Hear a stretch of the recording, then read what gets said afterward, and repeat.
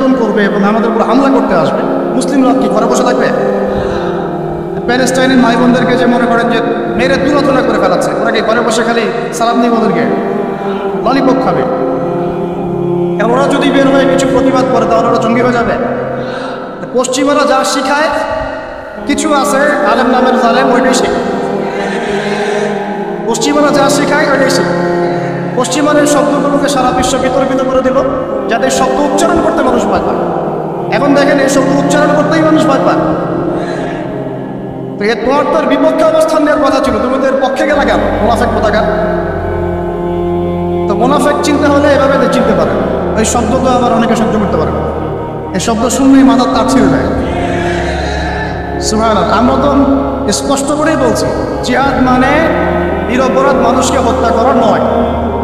কি জিহাদ মানে? নিরপরাধ মানুষকে হত্যা করা নয়। জিহাদ মানে অমুসলিমদের ঘরে ঘরে এই যে কি বলবো সন্ত্রাসী কর্মকাণ্ড চালানো নয়। জিহাদ মানে মুসলিমদেরকে হত্যা করা নয়। কিন্তু নবী সাল্লাল্লাহু আলাইহি ওয়াসাল্লাম যখন বদর এবং উহুদে, খন্দকে, খায়বারে, তারপরে আপনার মৌচায়, ইয়ারমুকে, এই যে শতাব্দীর পর শতাব্দী মুসলিমরা যে কুফফারদের বিরুদ্ধে সর্বোচ্চ সংগ্রাম করেছেন, এটা কোরআন হাদিসে নাই। এটা এক প্রকার জিহাদ, এটা সর্বোচ্চ লেভেলের জিহাদ। আবার ব্যক্তিগত লেভেলের জিহাদ আছে, যেমন নিজের নফসের প্রবৃত্তির সাথে জিহাদ। আমার নফস চাচ্ছে একটা মেয়ের সাথে অবৈধ সম্পর্ক করবো, আমি নফসকে কন্ট্রোল করলাম, তার মানে কি নফসের সাথে আপনি জিহাদ করলেন। শীতের দিন ঘুম থেকে উঠতে ইচ্ছা করছে না নামাজে আসতে, কিন্তু আপনি জোর করে উঠলেন আল্লাহর জন্য, ওযু করলেন, আসলেন, আপনি নফসের বিরুদ্ধে জিহাদ করলেন। আবার আল্লাহ পাক কোরআনকেও কোরআন দিয়ে জিহাদ করতে বলেছেন। আল্লাহ পাক সূরা ফুরকানের মধ্যে বলেছেন যে কাফের, মুশরিক, মুনাফিকদের সাথে তোমরা কোরআনের যে বাণী, এই বাণী দিয়ে জিহাদ, ওয়াজাহিদুহুম বিহি জিহাদান কাবীরা, তোমরা এই কোরআন দিয়ে এদের বিরুদ্ধে জিহাদ করতে থাকো। এখানে কোরআনের জ্ঞান দিয়ে জিহাদের কথা বলা হলো। তাহলে কয়ভাবে হলো? নফসের সাথে হলো, জ্ঞান দিয়ে হলো, তারপরে মাল দিয়েও জিহাদ হয়, অর্থ সম্পদ দিয়ে। ওয়াজাহিদু ফি সাবিলিল্লাহ বিআমওয়ালিকুম ওয়া আনফুসিকুম, তোমরা মাল দিয়ে আল্লাহর পথে মাল ব্যয় করো, সম্পদ ব্যয় করো, এটাও জিহাদের অন্তর্ভুক্ত। ওয়া আনফুসিকুম, নফস ব্যয় করো, সময় দাও, এই যে নফসকে ঠেলে দাও, এটাও জিহাদ। আর সর্বোচ্চ লেভেল কোনটা? যখন কাফের মুশরিকরা মুসলিমদের উপর অত্যাচার চালাবে, নির্যাতন করবে এবং আমাদের উপর হামলা করতে আসবে, মুসলিমরা কি ঘরে বসে থাকবে? প্যালেস্টাইনের মাই বোনদেরকে যে মনে করেন যে মেয়েরা তুলা করে ফেলাচ্ছে, ওরা কি ঘরে বসে খালি সালাম দিয়ে ওদেরকে ললিপপ খাবে? ওরা যদি বের হয়ে কিছু প্রতিবাদ করে তাহলে ওরা জঙ্গি হয়ে যাবে? পশ্চিমারা যা শিখায় কিছু আছে আলেম নামের জালেম, ওইটাই শেখায়। পশ্চিমারা যা শেখায় ওইটাই শেখায়। পশ্চিমাদের শব্দগুলোকে সারা বিশ্ব বিতর্কিত করে দিল, যাতে শব্দ উচ্চারণ করতে মানুষ ভয় পায়। এখন দেখেন এই শব্দ উচ্চারণ করতেই মানুষ ভয় পায়। তো তোমার তার বিপক্ষে অবস্থান নেওয়ার কথা ছিল, তুমি তো এর পক্ষে গেলা কেন? মোনাফেক কোথাকার। তো মোনাফেক চিনতে হলে এভাবে চিনতে পারে। কোরআন সুন্নাহর কিছু অংশ মানবে, কিছু অংশ মানবে না। কিছু অংশ জাজুল্লাহমান মানবে, জাজুল্লাহমান মানবে না। এক ভাইয়ের কথা মনে আছে, আমার মনে পড়ে গেল, তার নামটা নিয়েই নেই। আবার কিন্তু জ্ঞানী প্রোগ্রাম দেখেছিলেন, শাহাদাত হুসাইন খান ফয়সাল, নাম শুনেছেন? উনি হচ্ছে প্রথম চ্যাম্পিয়ন। মাশাআল্লাহ, আমি তার সাথে কিছু সময় কাটিয়েছি। তিনি মুযাকারাতে মানুষকে চিনতে হলে অল্প সময় যথেষ্ট হয়। আপনি যখন বড় আলেমদের কাছে যাবেন, 10 মিনিট বসলে বুঝতে পারবেন তার জ্ঞানের গভীরতা কত। বেশি সময় লাগছে 10 মিনিট। হ্যাঁ, 10 মিনিট তার আচার আচরণ আখলাক থেকে বুঝতে পারবেন যে তার মধ্যে তাকওয়া কতটুকু আছে। সেই ভাইয়ের সাথে একদিন মুযাকারা হচ্ছিল, আলোকিত জ্ঞানীতে প্রশ্ন করেছিলেন তিনি, আর সবাই পরীক্ষা দেবে, তিনি প্রশ্ন করছেন, ওনাকে দায়িত্ব দেওয়া হয়েছে।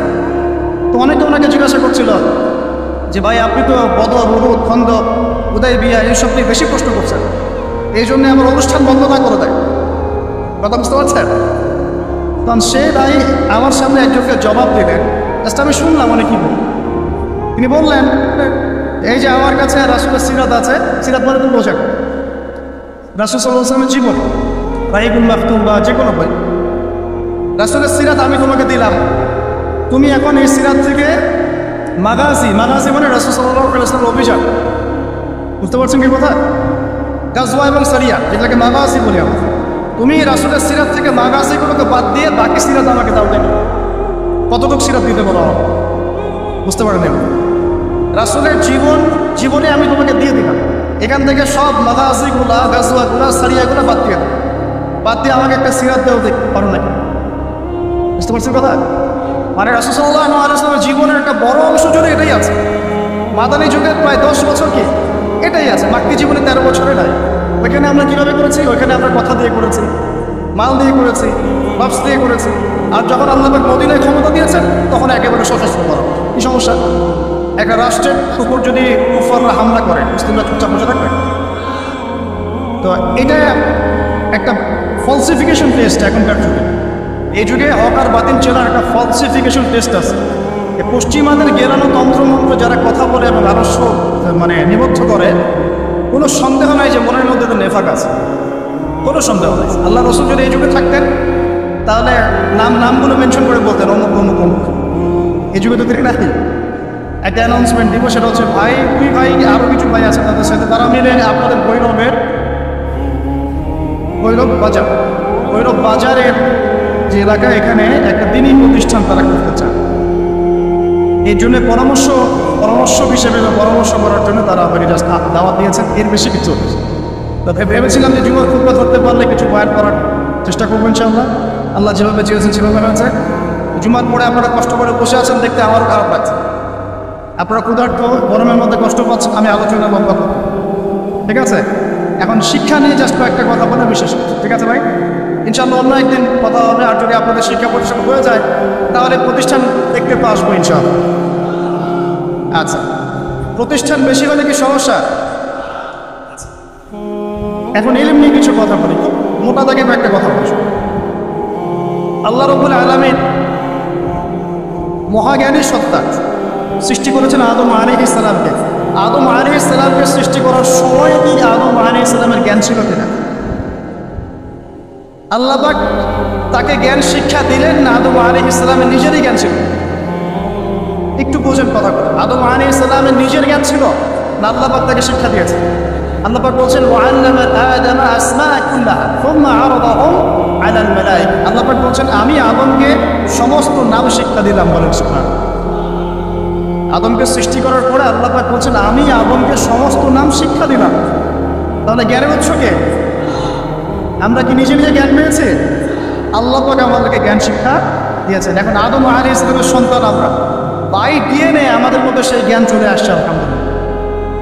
এরপরেও মানুষ অভিজ্ঞতা থেকে জ্ঞান শেখে, বুদ্ধি থেকে জ্ঞান শেখে এবং আল্লাহ পাকের ওহী থেকে জ্ঞান শেখে। কয়ভাবে শেখে ভাই? মানুষ বুদ্ধি থেকে জ্ঞান শেখে। এই বুদ্ধি থেকে কীভাবে? ওই বাই ডিএনএ জ্ঞানগুলো চলে আসছে আমাদের মধ্যে, আদম থেকে আস্তে আস্তে তার সন্তানদের মধ্যে আলাইহিস সালাম। দ্বিতীয় পদ্ধতি হচ্ছে আমরা সমাজে চলাফেরা করি, অনেক অভিজ্ঞতা হয়, অভিজ্ঞতার আলোকে আমরা জ্ঞান শিখি, তাই না? একবার যে রাস্তা দিয়ে গিয়েছেন ভুলেও সেই রাস্তা দিয়ে হাঁটেন না, কারণ কি ওই রাস্তায় ছিনতাইকারী ধরেছেন। অভিজ্ঞতা থেকে জ্ঞান শিখেছেন একটা না হয় তো। আচ্ছা, আরেকটা হচ্ছে আল্লাহ পাকের ওহী থেকে মানুষ জ্ঞান শিখে। আল্লাহ পাকের ওহী থেকে। ওহী কি জিনিস? আল্লাহ তার পক্ষ থেকে কিছু প্রত্যাদেশ পাঠান। কাকে পাঠান? কার উপর পাঠান? আল্লাহ পাকে নির্ধারিত নির্বাচিত কিছু বান্দার উপর। যেমন আদম একজন বান্দা, নূহ একজন বান্দা, ইব্রাহিম, মূসা, ঈসা, মুহাম্মদ সাল্লাল্লাহু আলাইহি ওয়াসাল্লাম, প্রত্যেক নবী রাসূল আল্লাহ পাকে নির্বাচিত বান্দা।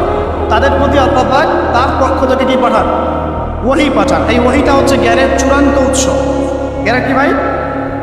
আল্লাহ পাক বলেন ওয়াকুলিল হাক্কু মির রাব্বিকুম, সত্য তোমার রবের পক্ষ থেকে আসে। ফামান শাআ ফালইউমিন ওয়া মান শাআ ফালইয়াকফুর, যার ইচ্ছা হয় সে সত্য গ্রহণ করুক, যার ইচ্ছা হয় সে অস্বীকার করুক। আল্লাহ বলেন আল হাক্কু মির রাব্বিক, সত্য তোমার রবের পক্ষ থেকে আসে। ফালা তাকুনান্না মিনাল মুমতারিন, তুমি সন্দেহবাদীদের অন্তর্ভুক্ত হবে না। তার মানে আমরা বুঝতে পারলাম সত্য তার পক্ষ থেকে আসে। এখন এই ওহী হচ্ছে জ্ঞানের চূড়ান্ত মানদণ্ড। এই ওহীর আলোকে যেটা সত্য সেটা সত্য, ওহীর আলোকে যা মিথ্যা সেটা কি? বলেন কথা এক মুসলটা শেখেন। ওহীর আলোকে যা সত্যতা কি, আর ওহীর আলোকে যা মিথ্যা। ওহীর আলোকে যেটা হক সেটাই হক, ওহীর আলোকে যেটা বাতিল, ওহীর আলোকে যা হালাল তাই কি, ওহীর আলোকে যা হারাম। এখন যদি আমরা সমাজে বলি সুদ হালাল, চলবে? মানে কেন চলবে না? উত্তর কি দিবেন? কারণ ওহীর আলোকে সুদ হারাম।